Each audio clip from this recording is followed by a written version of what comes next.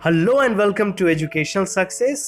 आज हम स्टार्ट करने जा रहे हैं फुटप्रिंट्स विदाउट फीट का first chapter a triumph of surgery by James Herriot. अगर हम अपने ऑथर की बात करें तो इनका पूरा नाम जेम्स एल्फ्रेड राइट है। इनका जन्म 3 अक्टूबर 1916 को संदरलैंड इंग्लैंड में हुआ।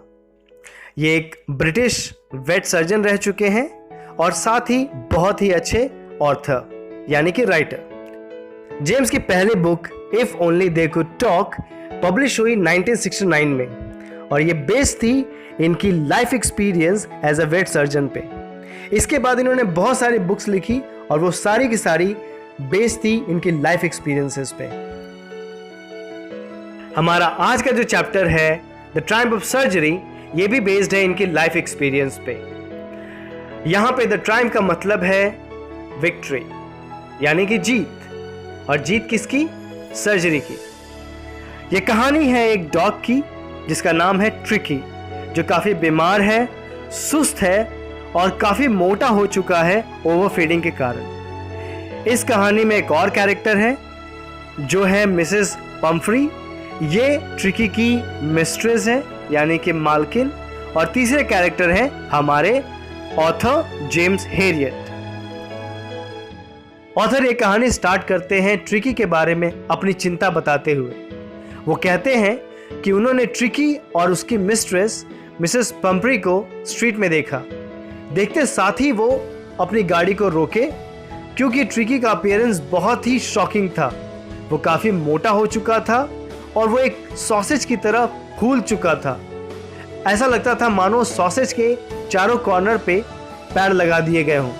उसकी आंखें लाल हो चुकी थी, उसके आंखों से और जीभ से पानी गिर रहा था। इससे पहले कि ऑथर कुछ पूछते, मिसेस पम्फ्री ने अपना एक्सप्लेनेशन देना चालू कर दिया। उन्होंने कहा कि ट्रिकी बहुत लिस्टलेस हो चुका था, बहुत सुस्त हो चुका था और उन्हें ऐसा लगने लगा कि इसकी एनर्जी खत्म हो चुकी है और इसे माल न्यूट्रिशन हो चुका है। इसलिए उन्होंने ट्रिकी के डाइट में कुछ एक्स्ट्रा मील्स ऐड कर दिए, जिसमें कि थोड़ा माल्ट था, कोड लिवर ऑयल और एक एक्स्ट्रा बाउल ऑफ हॉर्लिक्स, जो उन्होंने ट्रिकी को देना शुरू कर दिया ताकि वो आराम से सो सके। मिसेस पम्फ्री की बात सुनने के बाद ऑथर उनसे पूछते हैं कि क्या उन्होंने ट्रिकी को बाहर की चीज़ें देनी बंद की। तो इस पर मिसेस पम्फ्री कहती हैं कि उन्होंने पहले के मुताबिक काफ़ी कम किया था, लेकिन ट्रिकी बहुत कमज़ोर हो गया, इसलिए उन्हें ये सब चीज़ें वापस देनी शुरू करनी पड़ी। वो कहती हैं कि ट्रिकी को क्रीम केक्स, चॉकलेट्स बहुत पसंद है और वो रिफ्यूज़ नहीं कर सकती। मिस्टर हेरियट ट्रिकी की तरफ देखते हैं और सोचते हैं कि ट्रिकी की हालत सिर्फ उसका खाने के प्रति लालच है। इसे कभी भी खाना दो, चाहे रात हो दिन हो, इसे रिफ्यूज करना नहीं आता। अगर ऐसा ही हुआ तो ट्रिकी बहुत बीमार हो जाएगा। वो सोचते हैं कि मुझे तो इस बात की चिंता है जो मिसेस पम्फ्री ने अभी तक मुझे बताया नहीं ट्रिकी के बारे में। ऑथर मिसेस पम्फ्री से पूछते हैं कि क्या वो ट्रिकी को प्रॉपर एक्सरसाइज करवा रही हैं। तो इस पर मिसेस पम्फ्री कहती हैं कि उनका गार्डनर हॉजकिन अभी बीमार है, उसे बैक पेन है, जिसके कारण कुछ दिनों से ट्रिकी की एक्सरसाइज नहीं हो रही। इस पे ऑथर नाराजगी से कहते हैं कि ये बहुत ज़रूरी है। अगर आपने इसके खाने में कटौती नहीं की और एक्सरसाइज नहीं करवाया तो ये बहुत बीमार हो जाएगा। आपको अपना दिल मजबूत करना होगा और इसे एक बहुत ही स्ट्रिक्ट डाइट पे और बहुत स्ट्रिक्ट एक्सरसाइज पे रखना होगा और ट्रिकी के लिए हालात बहुत बुरे हो जाएंगे। मिसेस पम्फ्री बहुत दुखी मन से ऑथर को कहती हैं कि मैं जानती हूँ आप सही बोल रहे हैं, ये मुश्किल तो है मगर मैं ज़रूर करूँगी। ऐसा लगता था मानो वो नया रूल अभी फॉलो करने वाली हैं। मिस्टर हेरियट मिसेस पम्फ्री और ट्रिकी को जाते हुए देख रहे थे और सोच रहे थे कि अगर मिसेस पम्फ्री ने ट्रिकी की डाइट में चेंजेस नहीं किया और उसको प्रॉपर एक्सरसाइज नहीं दी तो बहुत जल्द उन्हें ट्रिकी के बारे में बैड न्यूज़ सुनने मिलेगा। और ऐसा ही हुआ। बस कुछ ही दिनों के बाद मिसेस पंफ्री का फ़ोन आया। वो बहुत घबराई हुई थी। उन्होंने बताया कि ट्रिकी बहुत बीमार है। वो ना तो अपनी जगह से हिल रहा है, ना ही वो अपने फेवरेट डिशेस को खा रहा है, और बस वो एक कोने में पड़ा है और वॉमिटिंग पे वॉमिटिंग किए जा रहा है। ऑथर को पता था कि ये होगा और इसलिए उन्होंने अपना प्लान एडवांस में बना लिया था।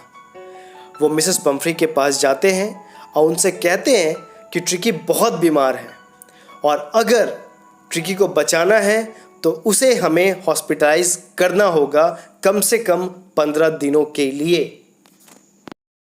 वो जानते थे कि ये मिसेस पंफ्री के लिए बहुत मुश्किल की बात है। वो ट्रिकी को देखे बिना एक दिन भी नहीं रह सकती और बस इसलिए उन्होंने मिसेस पंफ्री को फर्मली कहा कि अगर उन्होंने ट्रिकी को हॉस्पिटलाइज नहीं किया तो ये बहुत मुश्किल की बात होगी और वो भी ट्रिकी को नहीं बचा सकेंगे। मिस्टर हेरियट ने सोचा कि उन्हें ट्रिकी को यहाँ से निकालने के लिए इससे अच्छा मौका नहीं मिलेगा। उन्होंने ट्रिकी को उठाया, एक ब्लैंकेट में रैप किया और वहाँ से अपनी कार की तरफ मूव करने लगे। ट्रिकी को जाता देख मिसेस पंफ्री को बहुत दुख हुआ और वो जोर जोर से रोने लगी। मिसेस पंफ्री को रोता देख उनके सारे स्टाफ ट्रिकी के सामान को दौड़ दौड़ कर मिस्टर हेरियट की गाड़ी में रखना शुरू कर दिए। ट्रिकी का बहुत सारा सामान था जिसमें कि उसका day bed, night bed, cushions, toys, rubber rings, breakfast bowl, lunch bowl, supper bowl और बहुत सारे सामान। ऑथर को ऐसा लगा कि उनकी गाड़ी ट्रिकी के सामान से भर जाएगी और उन्होंने अपनी गाड़ी स्टार्ट की और वहाँ से निकलने लगे। तभी मिसेस पंफ्री रोती हुई आई और उन्होंने बहुत सारे जैकेट्स उनकी गाड़ी में डाल दिए। ऑथर कहते हैं कि जब वो वहाँ से निकल रहे थे और उन्होंने पीछे मुड़कर देखा तो वहाँ पे जितने लोग थे सबकी आंखें भरी हुई थी। सब ट्रिकी के जाने पे रो रहे थे। वहाँ से निकलने के बाद ऑथर ट्रिकी की तरफ देखते हैं और उस पर तरस खाते हुए उसके सर के ऊपर थपथपाते हैं। ट्रिकी भी बहुत एफर्ट लगा करके अपना पूंछ हिलाता है। उस पर ऑथर सोचते हैं कि उनके पास ट्रिकी के लिए इलाज है और वो उसको ज़रूर ठीक कर देंगे। ऑथर कहते हैं कि जब मैं ट्रिकी को लेकर हॉस्पिटल पहुंचा तो वहाँ मौजूद सारे डॉग्स मेरे चारों तरफ आ गए और वो ट्रिकी पे भौंकने लगे। काफ़ी देर भौंकने के बाद उन्हें ऐसा लगा कि ट्रिकी में कोई जान नहीं है, वो एक इंटरेस्टिंग ऑब्जेक्ट नहीं है, तो सारे के सारे वहाँ से चल दिए। फिर मैंने ट्रिकी के लिए एक बेड बनाया और उसे उस बेड में रख दिया। मैंने उसे 2 दिनों तक कुछ भी खाने को नहीं दिया, लेकिन बहुत सारा पानी दिया ताकि वो पी सके। मैंने सेकेंड डे के एंड पे मैंने ऑब्जर्व किया कि ट्रिकी में कुछ चेंजेस आ रहे हैं और थर्ड डे मैंने ऑब्जर्व किया कि उसमें बहुत चेंजेस आ गया है। वो पहले से काफ़ी फुर्तीला हो चुका है और जैसे ही मैंने दरवाज़ा खोला वो बाहर निकला और बाकी डॉग्स के साथ उछलने कूदने लगा। उस दिन लंच टाइम पे मौजूद था ताकि मैं ट्रिकी को ऑब्जर्व कर सकूं। मैंने ट्रिकी के लिए कोई एक्स्ट्रा बाउल नहीं रखा था, लेकिन मैं देखना चाहता था ट्रिकी कैसे बिहेव करता है। वहाँ मौजूद सारे डॉग्स ये बात को जानते थे कि उन्हें खाने के लिए लड़ना पड़ेगा, इसलिए वो अपने मील को जितनी जल्दी हो सके ख़त्म कर सके। अगर उन्होंने देर की तो कोई और भी उनका मील खा सकता है, इसलिए सब अपनी मील को फटाफट ख़त्म करते थे और ख़त्म होने के बाद दूसरी की मील पे जंप करते थे। जब सब डॉग्स का खाना ख़त्म हो गया तो ट्रिकी वहाँ पे सारे बॉल्स को अंदर बाहर चाटा। मैं ये ऑब्जर्व कर रहा था, मैं सिर्फ देख रहा था। नेक्स्ट डे मैंने क्या किया, मैंने एक एक्स्ट्रा बॉल रखा जो कि ट्रिकी के लिए होगा और फिर ट्रिकी भी बाकी डॉग्स की तरह बिहेव करने लगा। वो अब ट्रिकी में काफ़ी चेंजेस आ गए थे, काफ़ी फास्ट चेंज आ रहे थे। ट्रिकी बाकी डॉग्स के साथ मिलकर दौड़ता था, खेलता था, कूदता था और मील टाइम पे वो एक टाइगर की तरह लड़ता भी था अपने खाने के लिए। सो बहुत चेंजेस आ रहे थे। और इधर मिसेस पंफ्री मुझे डजन टाइम्स कॉल कर रही थी, हर दिन बार बार ट्रिकी के बारे में पूछने के लिए। मिसेस पंफ्री ट्रिकी के लिए अंडे, वाइन के बॉटल्स, ब्रांडी भेजा करती थी। मैं ये सब ट्रिकी को तो नहीं दे पाता था क्योंकि मुझे ट्रिकी को देना नहीं था, लेकिन हाँ, वो सब ज़रूर हमारे काम आते थे। मैं और मेरा स्टाफ, अब हम लोग एक्स्ट्रा एग्स खाते थे, वाइन पीते थे, यहाँ तक कि हम लोगों ने ब्रांडी की भी पार्टी मानी। अब तो मुझे ऐसा लगने लगा कि क्यों ना मैं ट्रिकी को हमेशा के लिए रख लूँ, ताकि ये सब सामान आता रहे और हम लोग पार्टी इंजॉय करते रहे। अब 15 दिन हो चुके थे। मैंने मिसेस पंफ्री को कॉल लगाया। मैंने उनसे कहा कि ट्रिकी बिल्कुल ठीक हो चुका है और वो कभी भी आकर उसे कलेक्ट कर सकती है। मेरे कॉल करने के आधे घंटे के अंदर मिसेस पंफ्री की गाड़ी आती है। उनका कॉफलर गाड़ी से बाहर निकलता है और उनके लिए दरवाज़ा खोलता है, मगर मिसेस पंफ्री बाहर नहीं आती। उनकी झलक मुझे दूर से नज़र आती है कि वो गाड़ी में बैठी हैं। जब मैं उनके पास जाता हूं तो वो मुझसे पूछती हैं कि क्या सच में ट्रिकी ठीक हो चुका है। वो घबराई हुई हैं। मैं बोलता हूं कि हाँ, ट्रिकी बिल्कुल ठीक है और आप उसे कलेक्ट कर सकती हैं। मैं अभी ट्रिकी को लेकर के आता हूं। मैं जैसे ही ट्रिकी को लेकर के आया, ट्रिकी ने मिसेस पंफ्री को देखकर एक्साइटमेंट में मिसेस पंफ्री के ऊपर जंप करता है और उन्हें चाटने लगता है।